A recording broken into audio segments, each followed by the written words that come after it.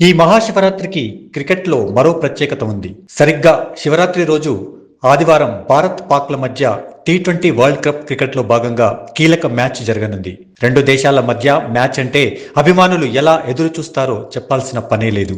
అయితే ఈ శివరాత్రి జరిగే మ్యాచ్ అనగానే అందరికీ 2003లో కూడా సరిగ్గా శివరాత్రి రోజు దాయాది దేశాల మధ్య జరిగిన మ్యాచే గుర్తుకొస్తుంది. అప్పుడు పార్లమెంటుపై దాడి తర్వాత మ్యాచ్ జరగ్గా ఇప్పుడు పహల్గామ్ దాడి తర్వాత ఈ మ్యాచ్ జరుగుతోంది.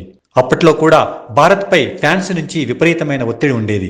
2003 మార్చి 1 శివరాత్రి రోజు ప్రపంచ కప్ లో భాగంగా భారత్ పాక్లు తలపడ్డాయి.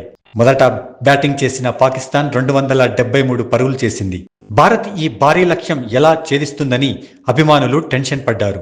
అటు టీమిండియాలో కూడా కొంత ఆందోళన కనిపించింది. ఎందుకంటే వరల్డ్ కప్ టోర్నీకి ముందు భారత్ వరుసగా ఓటములు చూసింది. అయితే భారత్ స్టార్ క్రికెటర్ సచిన్ మాత్రం ఎలాంటి ఒత్తిడి లేకుండా కనిపించాడు. దానికి తగ్గట్టే సచిన్ రెండో ఓవర్లోనే పాక్ బౌలర్లకు చుక్కలు చూపించాడు.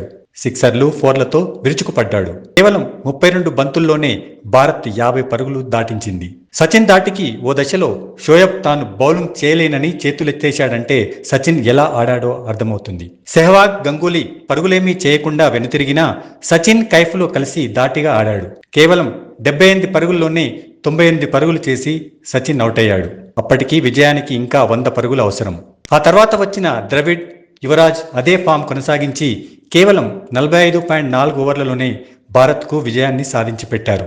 ఆ శివరాత్రి రోజు అభిమానులు నిజమైన పండగ చేసుకున్నారు. ఇప్పుడు కూడా రెండు దేశాల మధ్య ఉద్రిక్తతలు ఉన్న సమయంలోనే శివరాత్రి రోజు ఈ మ్యాచ్ జరగనుంది. రెండు దేశాల ఆటగాళ్లు షేక్ హ్యాండ్ కూడా ఇవ్వడం మానేశారు. సహజంగానే భారత్ పై ఒత్తిడి ఉంటుంది.